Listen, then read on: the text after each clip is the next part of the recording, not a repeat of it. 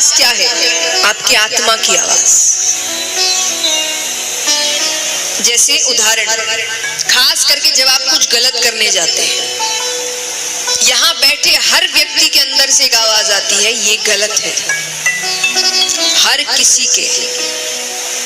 लेकिन उस पर संसार की आवाज आ जाती है, कह रहे चलता है, कौन इतना मानता है, सब तो करते हैं। पर वो जो हल्की सी आवाज होती है ना, वो किसकी है? वो भगवान की आवाज। उसको सुनने की कोशिश करो। ये जो कहते हैं ना, खुद को जानो, खुद की सुनो, आत्मा की सुनिए, क्या है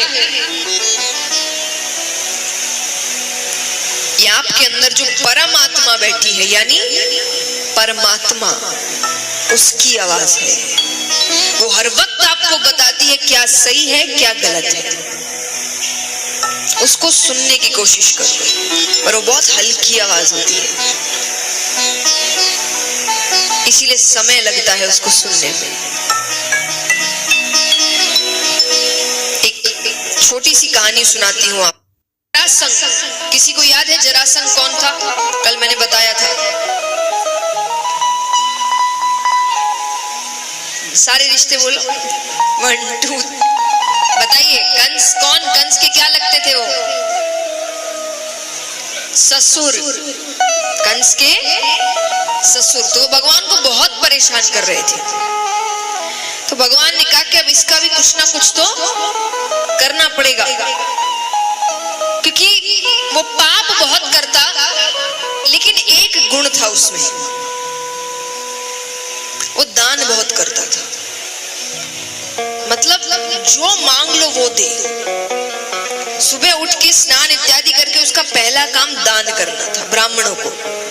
और दान माने सामने वाला कुछ भी मांग ले वो देगा, अगर उसकी बस की चीज है वो जरूर देगा। लेकिन इसका मतलब ये नहीं कि आप सोचे भाई अच्छा काम है, पाप करो दान करो, पाप करो दान करो। क्योंकि बाद में उसकी स्थिति क्या हुई ये देखिए, उसका अंत क्या हुआ। तो यहाँ पर भगवान ने सोचा कि युद्ध से अच्छा है कि दान के माध्यम से ही इससे ऐसा युद्ध करे जिसमें इसकी सेना ना हो, मेरी सेना भी ना हो, क्योंकि दोनों ही बहुत शक्तिशाली है और बार बार युद्ध में बहुत बेगुनाह मारे जा रहे हैं। तो भगवान पांडवों के साथ ब्राह्मण का वेश बना के जाते हैं। सुबह सुबह दान के लिए गए तो पहले तो फल इत्यादि देता था, कपड़े देता था, थोड़ा धन देता, बाद में जो मांग ले वो। तो भगवान ने कहा ये सब नहीं चाहिए। तो बोले क्या चाहिए? बोले एक वचन चाहिए कि हम जो मांगेंगे और जैसे मांगेंगे वो देना पड़ेगा। उसने कहा इतना वचन की जरूरत नहीं, मैं प्रसिद्ध हूं इस चीज के लिए, जो मांगना है मांगो, जो चाहिए मैं वो देने को तैयार हूं। अरे भगवान कहते नहीं, हमें पहले वचन चाहिए। जरासंध कहे वचन का क्या करोगे? अरे तुम ज्यादा से ज्यादा मुझसे क्या मांग लोगे? मेरा राज्य। एक राजा के पास सबसे ज्यादा क्या है? राज्य। उसी के अंदर सब कुछ आता है। तो उसने कहा ज्यादा से ज्यादा क्या मांगोगे? मेरा राज्य मैं दे दूंगा, मैं पूरा राज्य दे दूंगा। अब आपको लग रहा होगा कितना तो अच्छा आदमी है। दूसरी लाइन बताता है कि कितना अच्छा है। उसने कहा कि तुम ज्यादा से ज्यादा मुझसे क्या मांगोगे? मेरा राज्य मैं दे दूंगा, क्योंकि मुझे मेरी शक्ति पर इतना भरोसा है कि सुबह तुमको राज्य देकर शाम को युद्ध करके वापस ले लूंगा।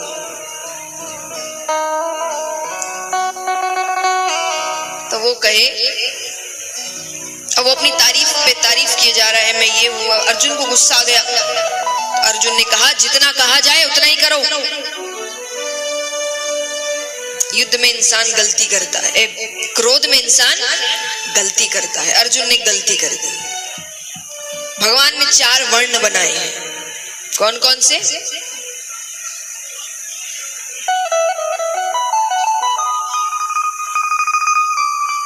ब्राह्मण, क्षत्रिय, वैश्य, शूद्र। 4 वर्ण के 4 काम हैं, कर्म स्वरूप। ब्राह्मणों का काम क्या है? पूजा पाठ अब हो गया, शिक्षा देना। गुरुकुल में ब्राह्मण होते थे, जितने भी गुरुकुल, ये स्कूल थोड़ी पहले गुरुकुल थे। सबसे पहले पढ़ाई भारत में शुरू हुई है। सबसे ज्यादा पढ़े लिखे थे यहाँ पर, यहाँ इतने गुरुकुल थे, सब गुरुकुल तोड़ दिए गए। तो पहले क्या काम था उनका? शिक्षा प्रदान करना, सबको शिक्षित करना, इसीलिए वो गुरु है। और गुरु का उच्च स्थान होता है, इसीलिए उनका उच्च स्थान है। सिर्फ पैदा हो जाने से ब्राह्मण कुल में कोई ऊंचा नहीं हो जाता। वो गुरु थे, वो शिक्षा देते थे, और गुरु सबसे ऊंचे होते हैं। क्षत्रियों का काम क्या था? रक्षा करना। वो राजा बनते थे तो उनका काम युद्ध करना, रक्षा करना। वैश्य का काम व्यापार करना, पैसे से रिलेटेड काम करते थे। शूद्र का काम सेवा में होता था। तो ये 4 वर्ण भगवान ने बनाए। पहले सब अपने अपने वर्ण के काम करते थे। समय समय की बात है, ना वो समय गलत ना ये समय गलत। उस वक्त सब अपने अपने काम करते थे। तो जो क्षत्रिय है वो बाण चलाता है। बाण के कारण जो प्रत्यंचा चढ़ाते हैं उसके अंगूठे में एक अलग ही निशान होता है, वो सिर्फ क्षत्रिय के हाथ में होता है। हाथ उठाया कि जितना कहा जाए उतना करो, तो उसका निशान उसको दिख गया। और जरासंध भी क्षत्रिय है, वो कहे तुम ब्राह्मण नहीं हो, तुम क्षत्रिय हो, ये निशान केवल क्षत्रियों के हाथ में होता है। सामने आ जाओ वरना मुझसे बुरा कोई नहीं होगा। तो सबके सब अपने असल रूप में आए। जरासंध कहता है कृष्ण क्या चाहिए तुमको? भगवान कहते मल्ल युद्ध करना है। जरासंध कहे तो सीधे सीधे आकर कहते तो मैं पीछे हट जाता क्या? पर क्या करे, तुमको कोई काम सीधा करने की आदत जो नहीं है, तुम हर काम टेढ़े करते हो, मुकुट टेढ़ा रखते हो, बंसी टेढ़ी रखते हो। नाम भी ऐसा रखा है जिसको कहने में जीभ को टेढ़ा करना पड़े। अर्जुन कहते इसीलिए कहा जाता है टेढ़े आदमी से नहीं लगना चाहिए, टेढ़े आदमी से नहीं लगना चाहिए। भगवान कहते मेरी तारीफ खत्म तो युद्ध करे। जरासंध कहे तुमसे नहीं करूंगा। तो बोले किससे करोगे? बोले भीम से करूंगा। मुझे केवल भीम मेरे सामने खड़े रहने लायक लगता है, बाकी तुम में से तो कोई मेरे सामने खड़े रहने लायक। भगवान कहते अच्छी बात है, मैं तुम्हें मारना भी नहीं चाहता, क्योंकि जिसको मैं मारता हूं वो मेरे धाम जाता है। तो भीम के साथ युद्ध आरंभ हुआ। बहुत दिन तक युद्ध चलता है, लेकिन उसको खरोच तक नहीं आ रही। कारण बृहद्वीत नामक एक राजा थे। आइए सब बैठ जाइए। क्या हुआ? ध्यान इधर थोड़ा, कथा में ही हर इधर उधर ध्यान जाता है। हाँ, यही कोई नोटों की गड्डी पकड़ा दो गिनने के लिए तो मजाल है कि आंख इधर से उधर हो जाए। और कथा में कोई आया नहीं कि वो जब तक बैठे नहीं उसी को देखो। तो बृहद्वीत नामक एक राजा थे, 2 रानियां, एक भी संतान नहीं। तो कुछ संत आते हैं उनके राज्य में, वो उनकी सेवा करते हैं। संतों को नहीं पता इसकी 2 रानियां हैं, तो उन्होंने आशीर्वाद स्वरूप एक फल दिया कि अपनी पत्नी को खाने को कहना, संतान हो जाएगी। उसने दोनों पत्नियों से कहा, दोनों ने आधे आधे फल खाए। 9 महीने बाद बालक हुआ आधा, यानी आधा, एक को एक शरीर हिस्सा एक को हुआ और एक को, यानी मृत बालक हुआ, मरा हुआ था। रात में हुआ तो उसने सोचा प्रजा को पता चल गया तो प्रजा तो डर जाएगी, तो उसने रातों रात वो दोनों हिस्से जंगल में फेंक दिए। जंगल में जरा नामक राक्षसी थी, उसने दोनों हिस्सों को पकड़ा और जी जी जी करके चिल्लाने लगी। जी माने प्राण। उसने जी जी करते करते दोनों हिस्सों को जोड़ दिया। जोड़ते ही उसमें प्राण आ गए, इसीलिए नाम पड़ा जरा। जरा नामक राक्षसी ने हिस्सों का संग किया तो जरा संग, यानी बीच का हिस्सा कमजोर है, बाकी कहीं कुछ भी करो उसे कुछ नहीं होने वाला। तो 27 दिन तक युद्ध चला। 27वें दिन सूर्यास्त के बाद होता नहीं है युद्ध, तो भगवान ने कहा कल मुझ पे थोड़ा ध्यान रखना भीम से, मैं कुछ इशारे करूंगा।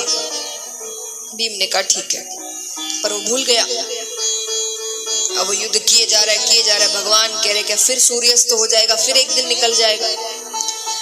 तो भीम का ध्यान अपनी ओर आकर्षित करने के लिए भगवान उससे आवाज लगा रहे हैं। कैसे? उसके दाव की प्रशंसा कर रहे हैं। भगवान कहते हैं अहो भीम, अहो भीम, यानी क्या दाव खेला है। भीम कहे ये दाव तो भगवान पहले भी देख चुके हैं और इतनी तारीफ तो कभी नहीं की। फिर उसे याद आया कि भगवान ने अपनी ओर देखने को कहा था। उसने भगवान की ओर देखा, भगवान ने एक टहनी उठाई, उसको बीच से पकड़कर चीर दिया। भीम ने तुरंत सर घुमाया, पैरों को पकड़ा, दोनों पैरों को पकड़कर चीर दिया। वो हिस्से फिर जुड़ गए। जैसे आपको ताली बजाने की जल्दी, भीम को सर घुमाने की जल्दी। भीम ने फिर भगवान की ओर देखा, भगवान कहते इस बार पूरा देखना।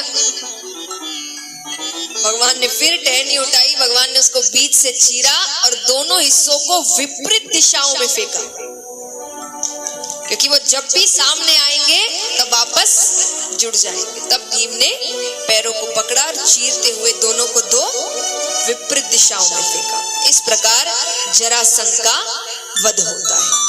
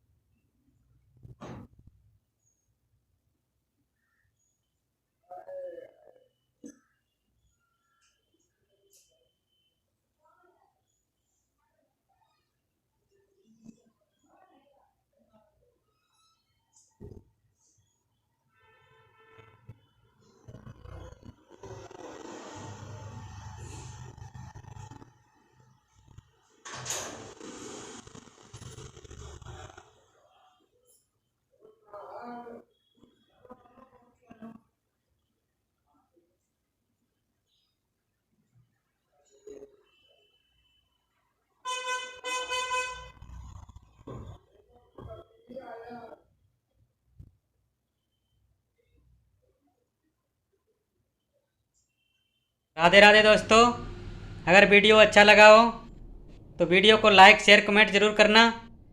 अगर चैनल पे नए हो तो चैनल को सब्सक्राइब कर लेना। मिलते हैं नेक्स्ट व्लॉग में, तब तक के लिए नमस्कार।